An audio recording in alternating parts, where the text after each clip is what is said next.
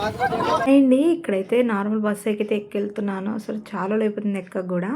అసలు ఫుల్ గొడవ పెట్టుకుంటున్నారండి సీట్ల కోసం అసలు. ఫైనల్లీ మేము వచ్చేసి బేగం బజార్ అయితే వచ్చాము. ఇప్పుడు థ్రెడ్ బ్యాంగిల్స్ రెడీ చేస్తున్నారు కదా! సరే మేము సొంతంగా చేసుకుందాం అనేసి నేను పక్కన అక్క ఇంకొక ఇద్దరు ముగ్గురు కలిసి అయితే వెళ్ళాము. అలాగే ఇక్కడ బ్యాంగిల్స్ పెట్టే బాక్స్, కొంచెం స్టోన్స్ వర్క్స్ అలాంటివన్నీ అయితే నేను ఇక్కడ తీసుకున్నాను. నిజంగా చాలా బాగున్నాయి. ఫిష్‌ది అయితే నాకు చాలా బాగా నచ్చింది. చూస్తూనే ఉన్నాను. అలాగే గిఫ్ట్ ఆర్టికల్స్ కూడా చాలా బాగున్నాయి.